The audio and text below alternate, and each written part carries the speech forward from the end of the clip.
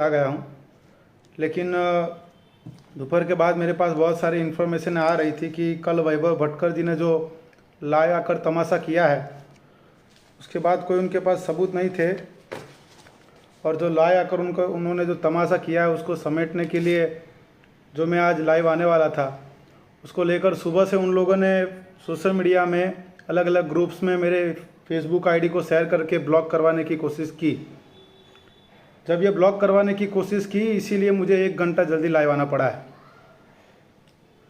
सवाल यह होता है कि मेरी आईडी ब्लॉक करवाने की कोशिश करनी पड़ी। अरे तुम सही में इतने ईमानदार थे तो ये कांड क्यों करना पड़ा? मैंने अपनी लाइव आने की पोस्ट भी किसी ग्रुप में नहीं डाली है, ना किसी कार्यकर्ता को मैसेज भी किया है कि तुम ये लाइव जो आने वाला है उसमें जुड़ो। तुम संगठित शक्ति से मेरे अकेले का विरोध करने के लिए उतर रहे हो, और वो जब फेल हो रहे तो तुम ब्लॉक करवाने के लिए सारे ग्रुप में मैसेज कर रहे हो। तो ये साबित करता है कि चोर कौन है। जो चोर होता है उसे डर होता है, मुझे डर नहीं है। दूसरी बात, ये जो पोस्ट घूमी है, उस पोस्ट के अंदर वैभव भटकर जी के द्वारा मुझे लेकर गद्दार जैसा वर्ड यूज़ किया गया है। वैभव भटकर जी इतने होशियार ऐसा मुझे लग नहीं रहा है जिस तरह से उन्होंने शब्द यूज़ किए हैं। मुझे पता है वैभव भटकर जी को बलि का बकरा बनाया गया और जानबूझकर उसे उतारा गया। वैभव भटकर जी को इसकी जानकारी है या नहीं है मुझे नहीं पता है, लेकिन मुझे पता है वो बलि का बकरा बनाया गया उसे उतार कर। बस अभी जब वैभव भटकर जी ने ये गद्दार वर्ड मेरे लिए यूज़ किया है तो ये कानूनी कार्यवाही करने के लिए ये वर्ड इनफ है। तो वैभव भटकर जी ने जो शब्द यूज़ किया है वो उनको कितना भारी पड़ेगा वो अब उनको कल पता चलेगा। आज वो पेपर हम तैयार कर रहे हैं और लीगल नोटिस हम शाम तक तैयार कर उनको लीगल नोटिस देंगे। ये बात रही। इससे पहले भी आगे अगर मेरी बात अमिताभ बौद्ध तक पहुंच रही है तो माननीय अमिताभ बौद्ध जी से भी मैं ये गुजारिश करना चाहूँगा कि यही वैभव भटकर ने आपको लेकर भी ये सारे वर्ड यूज़ किए थे और सोशल मीडिया में सबको प्रोवोकेट किया था कि आपको लेकर ये सारी बातें लिखी जाए। तो आप भी अगर उन पर कानूनी कार्यवाही करना चाहते हैं तो हम उसके अंदर आपको पूरा साथ सहयोग करेंगे। दूसरी बात, कल जो सारी बातें उन्होंने की है, सुबह मैं देख रहा था कि वो वीडियो में कॉन्फिडेंस नहीं था, जैसे तैसे बिठा दिया गया बस केवल। लेकिन मेरी आदत वो नहीं है, मैं जो है सबूतों के साथ बात करूंगा। कल वैभव भटकर जी ने बहुत सारी बातें की है, मैंने पिन पॉइंट लिखी है और सारे पिन पॉइंटों के जवाब मैं देना चाहता हूँ। सबसे पहले बहुत सारे कार्यकर्ता जो सीनियर है उनके द्वारा मुझे ये कहा जा रहा है कि तुम लाइव क्यों आ रहे हो, तुम लाइव क्यों आ रहे हो, तुम सचिवालय को लिखकर क्यों नहीं दे रहे हो। तो मैं लाइव क्यों आया हूँ उसको लेकर अगर आपको समझाना चाहता हूँ तो एक और लेटर है जो मैं पढ़कर आपको सुनाना चाहता हूँ।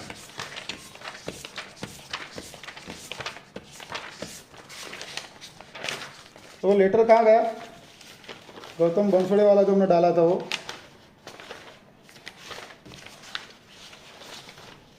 एक लेटर जो था अभी मिल नहीं रहा है शायद, वो लेटर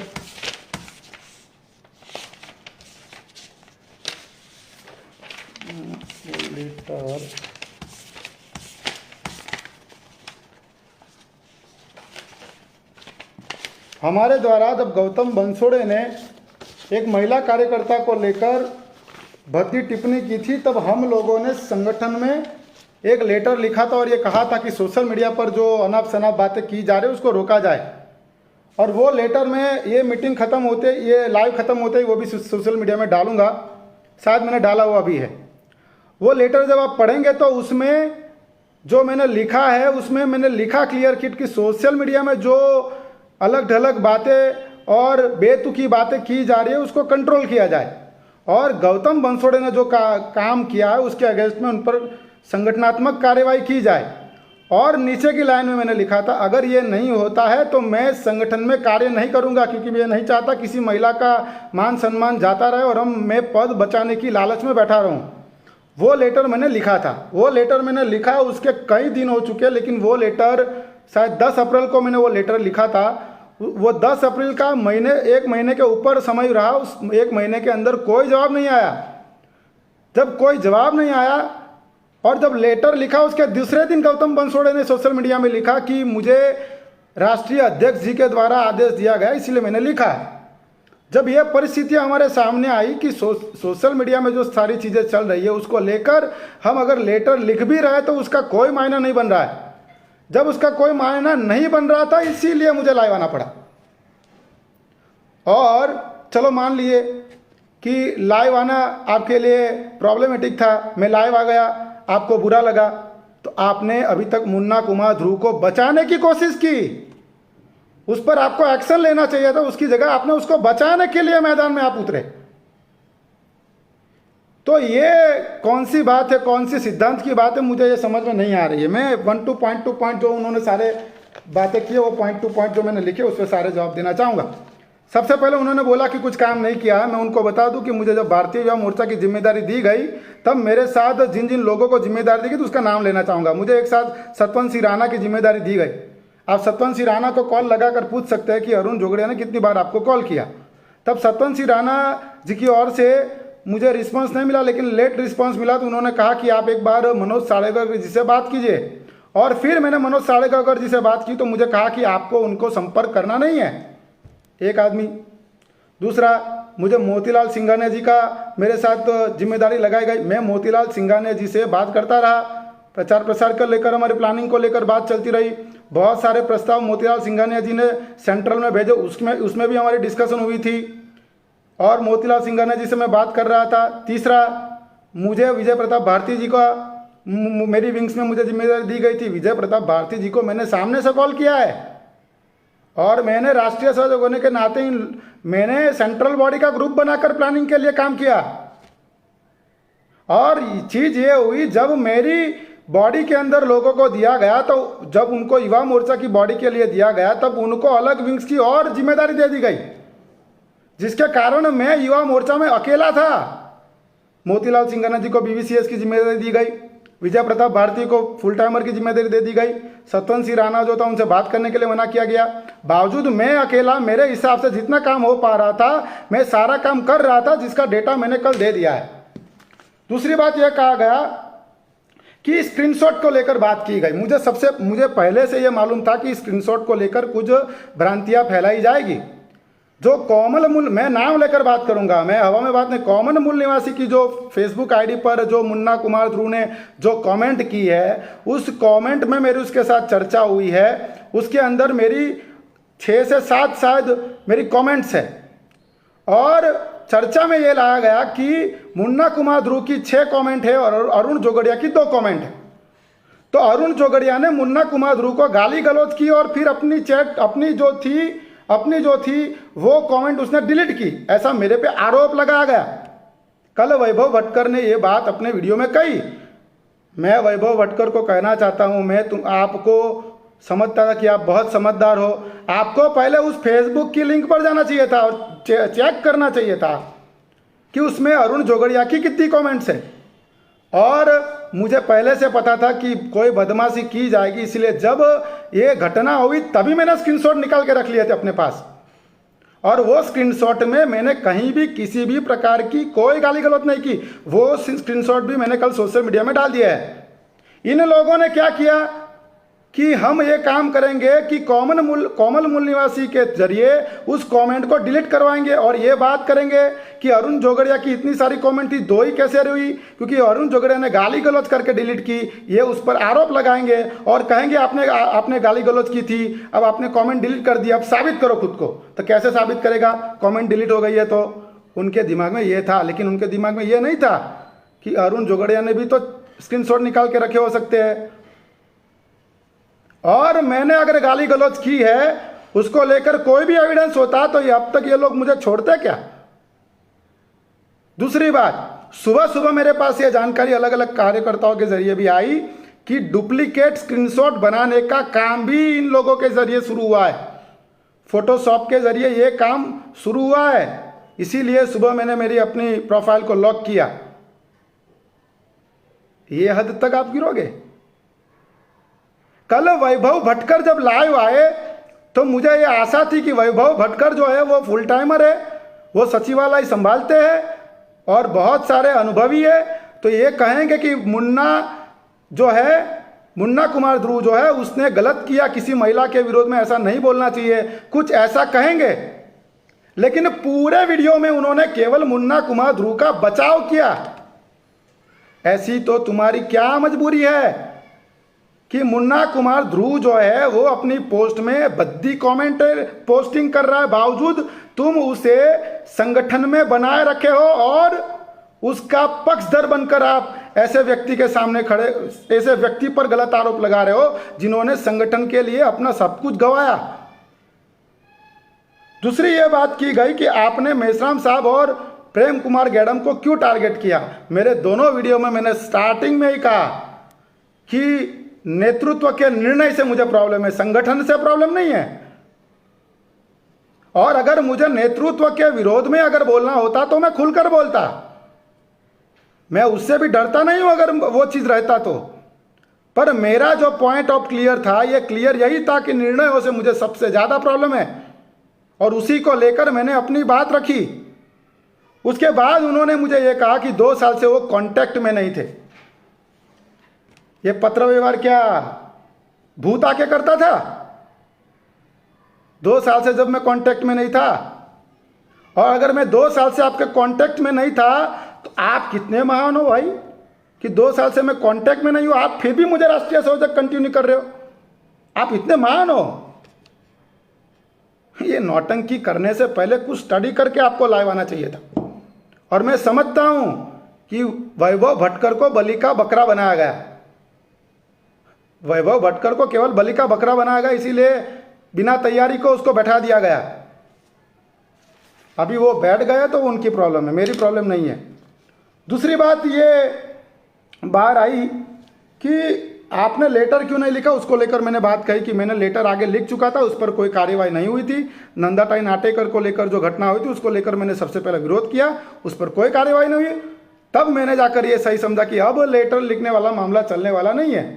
और मुझे ये आशा थी कि जब मैं सोशल मीडिया में लिखूंगा तब इस पर कार्यवाही होगी, पर इससे कार्यवाही करने की जगह इसको बचाव करने के लिए काम किया गया। ये इसके लिए सचिवालय जिम्मेदार है। मैं आप खुलकर कहता हूं कि संगठन के लोग, जो लोग इनके समर्थन में हैं, वो महिलाओं की इज्जत का कचरा करने के लिए काम कर रहे हैं। मैं अब तक चुप बैठा था, लेकिन अब खुलकर कहता हूं, क्योंकि किसी आरोपी को बचाने वाला भी आरोपी होता है। और मुन्ना कुमार ध्रुव को बचाने की जो कोशिश कर रहे हैं वो लोग भी इस काम में शामिल है। दूसरी बात यह कही गई कि आप अचानक सोशल मीडिया में क्यों एक्टिव हुए। तो सोशल मीडिया में एक्टिव होने के लिए मजबूर आपने किया, आपने मजबूर किया सोशल मीडिया में एक्टिव होने के लिए। वरना मैं जमीनी तौर पर मेरा काम जो मैं कर पा रहा था वो मैं काम चालू ही था, मेरा कोऑर्डिनेशन कम्युनिकेशन चालू ही था। तब उन्होंने कहा केवल लवलेश प्रजापति को ही आपने कोऑर्डिनेशन किया। मेरा पूरा वीडियो तो सुनते, मेरे पूरे वीडियो में मैंने केवल लवलेश प्रजापति का नाम नहीं लिया है। मेरे पूरे वीडियो में मैंने अलग अलग प्रदेश अध्यक्षों का नाम लिया। वो बोल रहे कि तुम्हें प्रदेश अध्यक्षों का जानकारी नहीं था। अरे सारे प्रदेश अध्यक्ष को पूछो, हद होती है। झूठ बोलते आप लेकिन जानकारी लेकर बोलते, मेरा वीडियो पूरा देखकर बोलते आप। दूसरी ये बात की गई कि लवलेश प्रजापति को पहले से निकाल दिया गया था और आपने लेटर लिखा था, गलत बात है। लवलेश प्रजापति पर आपने जो कार्यवाही की है वो मेरे लेटर देने के बहुत दिन के बाद कार्यवाही हुई है। जब मैंने लवलेश प्रजापति के साथ बातचीत की तब वो संगठन का प्रदेश अध्यक्ष ही था। दूसरी बात, वो कह रहे कि तुमने 7 दिन का ही टाइम लिखा। वो लेटर भी मैं आपके सामने रखता हूं, वो पढ़कर सुनाता हूं। उन्होंने आधा लेटर पढ़कर सुनाया, मैं पूरा लेटर पढ़कर सुनाता हूं। ये जो लेटर जो है मैंने 17/6/2021 को लिखा। महोदय, मैं भारतीय युवा मोर्चा के राष्ट्रीय संयोजक के तौर पर जिम्मेदारी दी गई है। यह मेरी जिम्मेदारी है कि पूरे देश में भारतीय युवा मोर्चा का नेटवर्क बढ़े। कोरोना के कारण हम फिजिकल मीटिंग नहीं हो पा रही थी और अब लॉकडाउन हट गया है, तो मैं दिनांक 1/7/2021 से लेकर 6/7/2021 तक मेरे पास समय हो संगठन के वार्ड विस्तार के लिए मैं देना चाहता हूँ। इसलिए मुझे संगठन विस्तार के लिए मुझे भेजे। महोदय, आपसे विनती है कि इस मामले में मुझे निर्देश करें ताकि मैं संगठन के विस्तार को आगे बढ़ा पाऊँ। अभी सवाल ये है कि इन लोगों ने सवाल किया कि तुमने 7 दिन क्यों लिखा। अरे मैं पागल हूँ क्या? अगर मुझे उत्तर प्रदेश में काम करना है मुझे ब्लॉक लेवल पर काम करना है, मुझे मंडल लेवल पर मेरी जब मीटिंग लगानी है तो मैं 7 दिन लिखूंगा। पागल हूँ क्या? मैंने 7 दिन इसीलिए लिखा। मैं इतना पागल नहीं हूँ कि 24 घंटे का यहाँ से ट्रैवलिंग करके जाऊँ, 7 दिन का कार्यक्रम लेकर वापस 24 घंटे, वो टाइम वेस्ट करने वाला काम मैं नहीं करता। मैंने 7 दिन इसीलिए लिखा, मुझे पता था अगर मैं इसमें 20-25 दिन लिखूंगा तो मुझे कहा जाएगा कि इसको नहीं, आपको इलेक्शन की जिम्मेवारी में ही आना है। मुझे पता था अगर मैं 20-25 दिन लिखूंगा तो मेरे साथ ये होगा, इसीलिए मैंने 7 दिन लिखा कि 7 दिन लिखूंगा और फिर मेरे हिसाब से जब मुझे एंट्री मिलेगी तो मैं मेरे हिसाब से वार्ड विस्तार के लिए ज़्यादा रुकूंगा टाइम। पर अगर मैंने इसमें 15-20 दिन लिखा तो मुझे इलेक्शन की ड्यूटी के लिए लगा दिया जाएगा और मुझे युवा मोर्चा में काम करने के लिए टाइम नहीं दिया जाएगा। इसीलिए मैंने 7 दिन लिखा। केवल तुम्हारे पास बुद्धि है ऐसा थोड़ी है। दूसरी बात उन्होंने कही कि पूरे देश में युवा मोर्चा का कितना नेटवर्क था उसकी जानकारी अरुण जोगड़िया के पास नहीं है। अरे ये डेटा था मेरे पास भाई, ये एक्सेल शीट मैंने बनाकर तुम्हें भेजी थी व्हाट्सएप पर, और मैंने ये जहाँ तक जानकारी दी, सबसे पहले जब अलग अलग स्टेट बॉडी चेंज हुई तो मैंने वैभव भटकर जी से सामने से कॉल कर वो डिटेल मांगी थी कि अलग अलग प्रदेश अध्यक्ष जिनके लोगों को जिम्मेदारी दी गई उसका नंबर मुझे भेजो। अरे जब मुझे अगर काम नहीं करना होता क्यों डेटा इकट्ठा करता हूँ? और वो लोग जानबूझकर मेरे मुंह से नाम बुलवाना चाहते कि कौन से प्रदेश अध्यक्ष के लोगों के साथ आप संपर्क में हो। ये क्यों किया जा रहा है? अगर मैं उन प्रदेश अध्यक्षों का नाम लूंगा तो उन पर ये लोग कार्यवाही शुरू करेंगे। जिस तरह मेरे साथ घटना हुई वो उनके साथ होगा। मैं उतना गधा नहीं हूं कि उनका नाम डिक्लेयर कर दूंगा ताकि उनके साथ ये तुम जो मेरे साथ किए उनके साथ कर लो। उसके आगे उन्होंने रिपोर्टिंग को लेकर ये बात कही मुझे कि बामसेफ भारत मुक्ति मोर्चा का भी तो कार्यक्रम होता है, वो लोग भी तो सेपरेट फंडिंग देते हैं। लेकिन बामसेफ भारत मुक्ति मोर्चा जो ऑर्गेनाइजेशन है, वो ऑर्गेनाइजेशन जो है वो संयुक्त तौर से भले ही कार्यक्रम लगाती है, लेकिन उनको डेवलपमेंट के लिए इनफ टाइम मिला हुआ है ताकि उनकी बॉडी खुद की है। उनकी बॉडी के अलावा कार्यकर्ताओं की भी बॉडी है। जब युवा मोर्चा के लिए अलग अलग विंग्सों के लिए ये परिस्थितियां नहीं है, तो जब ये परिस्थितियां नहीं है तो क्या होगा? वो जॉइंट में फील्ड में जाते हैं, जॉइंट में फील्ड में जाते हैं तो जॉइंट हमारे पास डेटा आता है। अरे तुम एग्जाम्पल भी दो तो सोच समझ कर एग्जाम्पल दो। उसके बाद ये कहा गया कि आपका पत्र व्यवहार, हाँ ये कहा गया कि आपने पत्र व्यवहार किया, उसमें सुझाव नहीं लिखा। अभी मैं पढ़ के सुनाता हूं। मैंने जो महंगाई के विरोध में जो आंदोलन लिखा उसका मैंने पत्र व्यवहार में मैंने उसमें अपना सुझाव लिखा। पूरा लेटर पढ़ के सुनाते तुम। पूरे लेटर में लास्ट पैराग्राफ में मैंने लिखा था, महोदय मुझे लगता है कि कुछ ऐसा किया जा सकता है। उसमें फिर मैंने लिखा काउंस में, यह सिर्फ मेरा सुझाव है, संगठन जो दिशा निर्देश देगा उसे नियंत्रण में हम काम करेंगे। अभी ये लाइन से भी उनको प्रॉब्लम थी। कल उन्होंने कहा कि आपने ही लिखा कि संगठन जो दिशा निर्देश देगा उस हिसाब से काम करेंगे, आपने ये क्यों लिखा? तो मैं क्या ये लिखता कि तुम दो दिशा निर्देश दो या ना दो, मैं कार्यक्रम करूंगा, क्या ये लिखता? उसमें मैंने लिखा कि इस आंदोलन को हम हर तहसील में जाएंगे और नरेंद्र मोदी, अमित शाह, मोहन भगवत के पुतले लगाएंगे, वो जेरोक्स लगाएंगे, उसको हम जूता मारेंगे, साइकिल पर रैलियां निकालेंगे, पेट्रोल के बढ़ती भावों को लेकर हम गाड़ियों को रस्सी से खींचते हुए जाएंगे। अलग अलग आंदोलन थे। डॉक्टर बाबा साहब आम्बेडकर के आंदोलन को, स्पीचेस को लेकर मैंने जो लेटर लिखा। अभी सवाल ये है, आप ये कहते हो कि आपने प्लानिंग नहीं भेजा, तो आपने क्या मुझे रिटर्न में लिख कर भेजा कि आपने प्लानिंग नहीं भेजा? आपने रिटर्न में मुझे कहा क्या कि आपने प्लानिंग नहीं भेजा?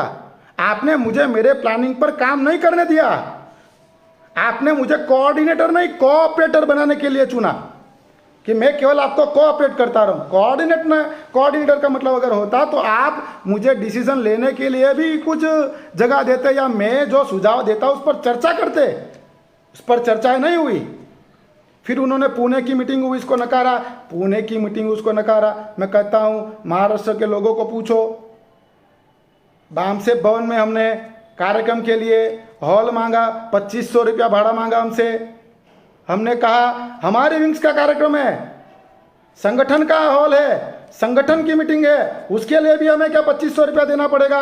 संगठन की ओर से हमें जानकारी दी गई, हम 2500 रुपया देने के लिए उस समय सक्षम नहीं थे। हमने दूसरी जगह कार्य मीटिंग ली और हम वहाँ से फिर फुलेवाड़ा गए, वहाँ से भीड़ेवाड़ा गए और स्कूल का हमने काम किया। आप महाराष्ट्र के जो लोग थे उनसे पूछ लेते एक बार कि पुणे में मीटिंग हुई कि नहीं हुई। मुझे दुख ये नहीं है कि आपने सोशल मीडिया में आकर मेरे खिलाफ उल्टा पुल्टा बोला। मुझे दुख ये है कि आपने मुन्ना कुमार ध्रुव जैसे आदमी को बचाने के लिए सोशल मीडिया में आकर अनाप शनाप बातें लिखी, बोली। ऐसी क्या परिस्थिति है कि एक महिला के लिए बद्दी बातें लिखने वाले आदमी को बचाने के लिए संगठन को लगाया जा रहा है? और उन लोगों का उसूल कहां मर गया है जो लोग ये सारी चीजें देखकर भी मुझे ये सलाह दे रहे कि तुम चुप बैठो? सिद्धांत कहां है भाई तुम्हारा? उसके बाद मुझे ये कहा गया, उसके बाद मुझे लवलेश प्रजापति को लेकर एक बात और कही गई कि आपने लवलेश प्रजापति जब आपके संपर्क में था तो आपने उसे मोटिवेट क्यों नहीं किया, उसको मोटिवेट क्यों नहीं किया, वो उसने संगठन को छोड़ दिया। अगर ये बात है तो वामन मेश्राम साहब के साथ भी बहुत सारे लोग थे, उन लोगों ने संगठन को छोड़ दिया। यही सवाल क्या वामन मेश्राम साहब को आप पूछेंगे और पूछिएगा लवलेश प्रजापति को। जब वो कन्फ्यूजन में था सबसे ज़्यादा मैंने मोटिवेट किया, यूपी में जाने के लिए क्यों कहा, पूछिए उसको। वो लड़के को एक बार पूछना, बात करते हैं। दूसरी बात ये कहता हूँ, और बहुत सारी बातें उन्होंने कही है, और ये बात तो एक जो मेरे सामने आई थी उनके द्वारा गुजरात प्रभारी को लेकर कि आपने गुजरात प्रभारी को कोऑर्डिनेशन नहीं किया। उन्होंने कहा कि गुजरात से हमें किसी ने कहा, कार्यकर्ता ने, कि भाई अरुण जोगड़िया जो है वो किसी को काम नहीं करने दे रहा है। इसीलिए मैंने कल कहा कि गुजरात के प्रभारी और गुजरात के स्टेट के लोगों को कहा कि आप लोग अपना सुझाव दो और आप इसके लिए स्टेट के प्रभारी और स्टेट के अध्यक्षों को पूछ सकते हैं। मैंने उन्हें कहा आपको जो सही लगता है वो लिखो, तुम मेरे समर्थन में मत लिखो, तुम्हें जो सही लगता है वो लिखो। तुम अगर मेरे विरोध में हो, मैंने अगर तुम्हें रोका, मैंने अगर तुम्हें काम नहीं करने दिया तो लिखो। एक भी व्यक्ति ने मेरे अगेंस्ट में नहीं लिखा। तो प्रभारी जी से मुझे भिड़ाने के लिए यह मामला खड़ा किया गया और प्रभारी जी को बदनाम करने के लिए सारी साजिश खड़ी की गई ताकि प्रभारी जी को बदनाम किया जा सके इसके जरिए। दूसरा एक बात मुझे यह कहा गया कि हाँ, आपने जो लेटर लिखा वो लेटर मैं आपको पढ़कर सुनाता हूँ। वो जो एक लेटर मैंने लिखा, वो लेटर का वो जो रेफरेंस दे रहे हैं, वो लेटर का रेफरेंस जो है वो मैं आपको सुनाता हूँ कि वो लेटर को लेकर उन्होंने जो बात की है वो क्या है आखिरकार। हाँ, ये लेटर जो है कल उन्होंने ये लेटर को लेकर बात की, केवल एक सबूत लेके आए, उसमें भी आधी 2 लाइन पढ़ी और फिर उसको रोका। ये लेटर जो है 7/11/2021 को ये लेटर मुझे लिखा गया है। अभी सुनाता हूँ, सुनिए। ये पूरा लेटर मैं पढ़ूंगा, उनकी तरह 2 लाइन नहीं पढ़ूंगा। लेटर में मैंने लिखा, जय मूल्यासी, मुझे ये लेटर दिया गया कि आप संपर्क नहीं कर रहे हो। मैंने लेटर लिखा, सोशल मीडिया में एक्टिव नहीं दिख रहे हो, तो मैंने लेटर लिखा। हालांकि इससे पहले मैं ये कह चुका था कि केवल सोशल मीडिया पर आप आंदोलन को डिपेंड करना चाहते हो, इसलिए मैं आपके विरोध में हूँ। और उसके बाद जब ये लेटर लिखा गया, तब ये लेटर जब लिखा गया तब मैं LLB सेम 3 की एग्ज़ाम गिरगढ़ा में दे रहा था, और तब ये लेटर मुझे मिलता है और ये लेटर का मैं जवाब लिख रहा हूँ। मैंने लेटर में लिखा, जय मूल्यवासी, आज द्वारा लिखित लेटर मुझे मिला है। मुझे मेरी विंग्स के कार्य में इनएक्टिव होने का कारण बताने के लिए कहा गया। मैंने संघर्ष ना हो इसके लिए लिखा कि महोदय जी, मैं करीब 6 महीने से संगठन में पूर्ण समय से ध्यान नहीं दे पा रहा हूँ, मैं स्वीकार करता हूँ। आगे पढ़ो, इसके आगे पढ़ने की जरूरत थी। और मैं यह स्वीकार नहीं कर सकता कि मैं पूर्ण रूप से एक्टिव संगठन में नहीं हूँ। उन्होंने मुझे सोशल मीडिया के बिहाफ में पूछा, इसीलिए मैंने लिखा कि मैं पूर्ण, आपकी दृष्टि से अगर है तो मैं पूर्ण रूप से इनएक्टिव हूँ, ऐसा मैं नहीं मान सकता। दूसरा मैंने लिखा, वो लास्ट 6 महीने में मेरी क्या हालत थी, वो चीज़ मैंने लिखी कि लास्ट 6 महीने में मेरा यूरिक लेवल जो था, जो मेरे साथी कार्यकर्ता थे उनको जानकारी है कि लास्ट 6 महीने में उस समय जो मेरा यूरिक लेवल था वो 9.5 के अप गया था, जिसके कारण मेरे दोनों किडनी में इन्फेक्शन का प्रॉब्लम क्रिएट हुआ था। उस समय दूसरी ये चीज़ थी कि उस समय मेरा फ़ोन खराब था, उसको लेकर मैंने जानकारी संगठन को दी थी कि मेरा फ़ोन खराब है, मैं इसीलिए संपर्क नहीं कर पा रहा हूँ, लेकिन मैं कॉल कर पा रहा हूँ, इसीलिए मैं सबको कॉल कर रहा हूँ, लेकिन सोशल मीडिया में फ़िलहाल मैं एक्टिव नहीं हूँ। दूसरी बात, उस समय मैंने ये भी कहा कि सीए एनआरसी के दौरान, सीए एनआरसी का जब आंदोलन चला तब मैं बैंक में था, मैंने बैंक की जॉब छोड़कर सीए एनआरसी के आंदोलन में मैं जुड़ा, बैंक की जॉब को लात मार के जुड़ा। उसके बाद मेरे पास इनकम ऑफ सोर्स 1 रुपया नहीं था, लेकिन मैंने ये नहीं कहा कि ये 6 महीने में ये जॉब नहीं होने के कारण मैं संगठन को समय नहीं दे पाया हूँ। मैंने जो निजी समस्या बताई थी वो ये थी कि मेरे यूरिक एसिड का लेवल बहुत ज़्यादा है, उसके कारण मुझे किडनी में मुझे इफेक्ट हुआ है। और दूसरा ये था कि मेरी एलएलबी के एग्ज़ाम में जो एडमिशन लिया है उसमें एक साथ 4 महीने में मेरी 3 एग्ज़ाम आई है, क्योंकि हमारी जो एडमिशन जो थी वो कोरोना की बैच में हो गई थी गलती से, उसके कारण ये परिस्थिति हुई थी। एक साथ हमारा 3 सेम का एग्ज़ाम 4 महीने में आया था, और वो जानकारी भी मैंने संगठन को दी। संगठन को ये भी कहा कि मैंने एलएलबी क्यों शुरू किया, मेरा एमबीए फाइनेंस रनिंग था, बीटेक मैकेनिकल मैंने किया, उसके बाद मेरा एमबीए फाइनेंस रनिंग था, वो एमबीए फाइनेंस को बीच में छोड़कर मैंने एलएलबी शुरू किया। क्यों एलएलबी शुरू किया? क्योंकि संगठन के लोगों को जेल में डाला जा रहा था और उसके लिए लीगल एडवाइजरी का जो प्रोटेक्शन चाहिए था वो कम पड़ रहा था, वो लीगल एडवाइजरी प्रोटेक्शन मिले, इसीलिए एमबीए फाइनेंस को छोड़कर मैंने एलएलबी शुरू किया। और केवल मैंने शुरू नहीं किया, गुजरात में अलग अलग जिलों से लोगों को शुरू करवाया, और निर्णय किया हमने कि देवजी भाई महेश्वरी का जब हम दूसरी उनकी जब मरण तिथि आएगी तब हम लोग 100 एडवोकेट्स को तैयार करेंगे और संगठन को देंगे। इसको लेकर मैंने मीनाक्षी बहन से भी बात की थी कि हम ये तैयारी कर रहे हैं। तो किसको समय देने के लिए ये सारा चीज़ था? फिर उन्होंने कहा कि अरे मुझे घर से बाहर निकाला गया। इस बात को मैंने उन्हें कहा, तो सवाल ये होता है ना, मुझे घर से क्यों बाहर निकाला? संगठन के काम को आगे बढ़ाने के लिए घर वालों ने घर से बाहर निकाला और घर को छोड़ा, घर को छोड़कर भी आंदोलन को पकड़ के रखा। मैं ये सारी चीजें कहना नहीं चाहता था, मैं कोई ये चीज गिनाने के लिए नहीं कहना चाहता, लेकिन इन लोगों ने मेरे मुंह में उंगलियां डाली कि मैं ये सारी चीजें बाहर निकालूं। और फिर मैं आगे पढ़ा लिखा। इस दौरान मैंने महाराष्ट्र के राज्य में मीटिंग लगाई थी, फोन से बाकी कार्यकर्ताओं से संपर्क किया है। उस मीटिंग में मैंने महात्मा ज्योतिराव फुले की स्कूल को बचाने के लिए आंदोलन की तैयारी करना है, उसकी रिपोर्टिंग के लिए मैंने कंटिन्यू लगा हुआ हूँ। लास्ट पैराग्राफ में मैंने लिखा। उसके बाद भी मैंने लिखा, बावजूद अगर संगठन को लगता है कि मैं कार्य नहीं कर पा रहा हूँ तो संगठन जो आदेश देगा वो मान्य रहेगा। पूरा लेटर पढ़ते आप, अगर केवल पूरा लेटर पढ़ लेते तो भी देश के कार्यकर्ताओं को समझ में आ जाता कि क्या धोखाधड़ी हुई। उसके बाद जो दूसरा लेटर उन्होंने दिया, दूसरा लेटर उनके द्वारा जो दिया गया है मुझे, मैंने जो लिखा था, जब मुझे कार्य विमुख किए बिना दूसरे राष्ट्रीय संयोजकों को अलोकेट किया गया तब मैंने जो लेटर लिखा था उसके बारे में उन्होंने कहा कि धमकी दी। वो लेटर भी मैंने सोशल मीडिया में डाला हुआ है। उसमें कहाँ धमकी है भाई?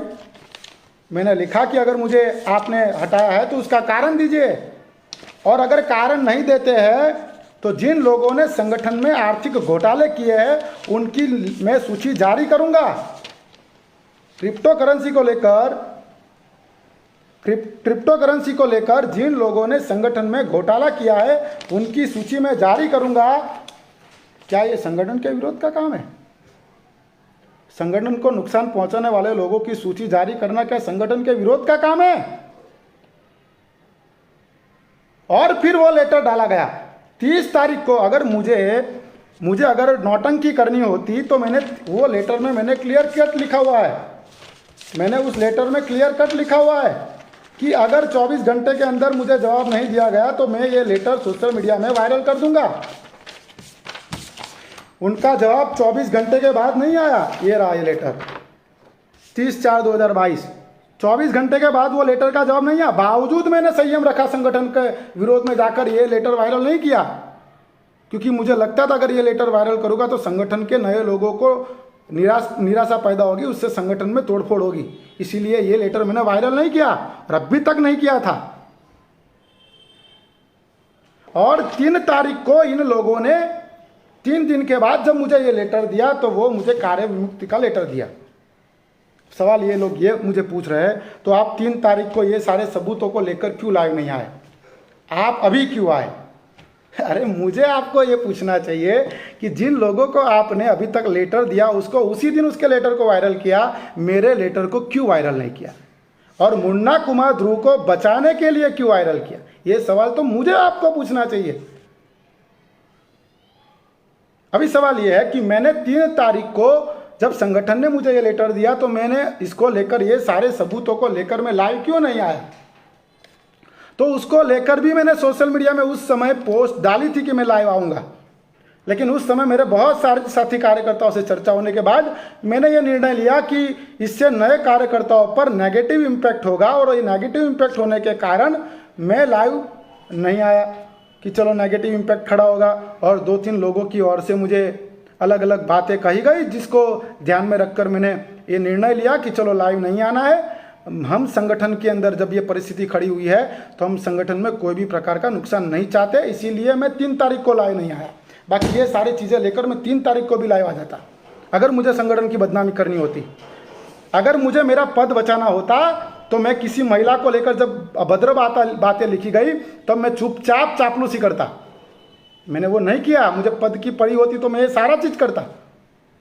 अभी वैभव भटकर जी को मैं सवाल पूछना चाहता हूं कि 3 तारीख को आपने ये लेटर क्यों वायरल नहीं किया? मुन्ना कुमार ध्रुव को बचाने के लिए आपने जब मैंने मुन्ना कुमार ध्रुव को लीगल नोटिस दी और अदालती कार्यवाही का काम शुरू किया, तब मेरे विरोध में आपने ये लेटर क्यों वायरल किया? मतलब आप कहीं ना कहीं मुन्ना कुमार ध्रुव को बचाना चाहते हैं, और किसी आरोपी को बचाना भी जुर्म है। आपने मुन्ना, और मैं ये कहना चाहता हूँ, चलो सिद्धांत की बात आप कर रहे हैं, आप मुझे अभी गद्दार घोषित कर रहे हैं सोशल मीडिया में, तो मैं आपको कहना चाहता हूँ, चलो आपने मुझे गद्दार घोषित किया, चलो मैं सवाल, आपकी औकात है क्या मुन्ना कुमार ध्रुव को संगठन से निकाल दे और उसको नालायक घोषित करे, जिसने महिलाओं के लिए ये गंदी भाषा लिखी? मुन्ना कुमार ध्रुव के विरोध में एक शब्द आप लिख पा रहे हो क्या? जिसने महिलाओं के लिए ऐसी गंदी भाषा की, ऊपर से आप उसको बचाने के लिए मैदान में उतरे हुए। ये सारी चीज़ें जब हमारे सामने है तो ये चीज़ में आज भी बहुत सारे कार्यकर्ता का मुझे मैसेज फ़ोन था कि आप लाइव मत आओ, लेकिन मैं लाइव तो भी इसीलिए आया हूँ ताकि कल जाकर जब कुछ और नया बखेड़ा खड़ा किया जाए तो लोग मुझे डरपोक या मुझे ये नहीं समझे कि ये गलत था इसीलिए चुप बैठ गया। ये लाइव आकर ये सारी चर्चा करना मुझे भी सही नहीं लग रहा है। मुझे भी पता है बहुत सारे कार्यकर्ताओं को इससे झटका लग रहा है, लेकिन मेरी मजबूरी कर दी है कि मुझे लाइव आकर ये सारी चीज़ें बतानी पड़ रही है, और सारे एविडेंस मैं यहाँ लेकर बैठा हुआ हूँ। अगर मुझे संगठन में तोड़फोड़ करनी होती तो मैं 19-20 तारीख के बाद 25 तारीख के पहले ही सारा तोड़फोड़ का मामला खड़ा कर देता, लेकिन मैंने वो नहीं किया।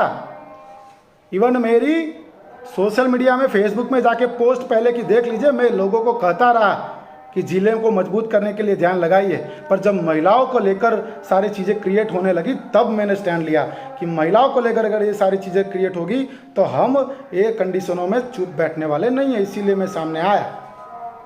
और बहुत सारे कार्यकर्ता सोशल मीडिया में मेरे खिलाफ उल्टा फुल्टा लिखने की कोशिश कर रहे हैं, वो एक राज्य से वो कार्यकर्ता कर रहे हैं। मैं उन कार्यकर्ताओं को कहना चाहता हूं, आपने क्या कभी मेरे साथ 1 घंटा भी काम किया है? जब आपने मेरे साथ 1 घंटा भी काम नहीं किया है तो आप कैसे अनुमान लगा रहे हो कि मैं ये हूं वो हूं?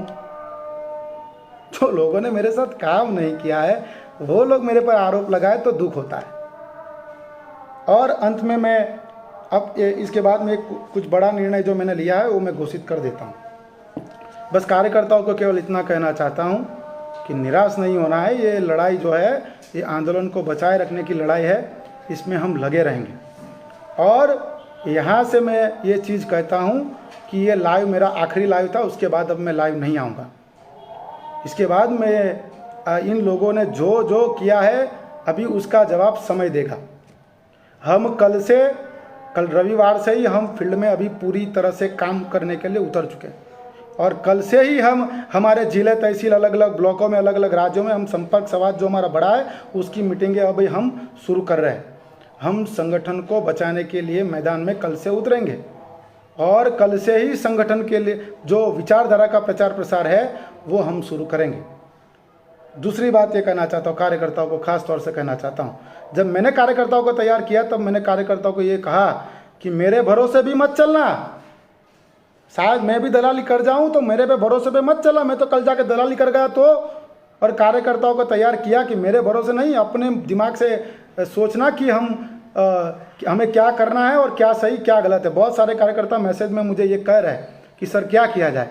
अगर मैं तोड़फोड़ करना चाहता तो मैं कार्यकर्ताओं को केवल कह देता कि छोड़ दो, 2 मिनट में तुम्हारी दुकान बंद कर देता मैं। लेकिन मैंने एक भी कार्यकर्ता को नहीं कहा कि छोड़ दो, तोड़फोड़ करो, ये करो वो करो। कार्यकर्ताओं को केवल इतना कहा कि ये मुद्दे पर आप अपने जिले के जो नए लोग हैं, जो नए तहसील में जो लोग हैं, उनको विचारधारा का प्रचार प्रसार देकर उसको मोटिवेट करो। क्योंकि अगर हम ये नहीं करेंगे तो सामाजिक आंदोलन से हमारे नए कार्यकर्ताओं का विश्वास उड़ जाएगा। और ये नए लोगों को तैयार करने के लिए बहुत मेहनत लगी है। बहुत लोगों ने अपनी खुद की पर्सनल लाइफ को ख़त्म किया है, बहुत लोगों ने अपने करियर को ख़त्म किया है, बहुत लोगों ने अपनी जॉब्सों को छोड़ा है, बहुत लोगों ने डिप्रेशन में जाकर वापस आकर आंदोलन को चलाया है। तो ऐसी परिस्थिति में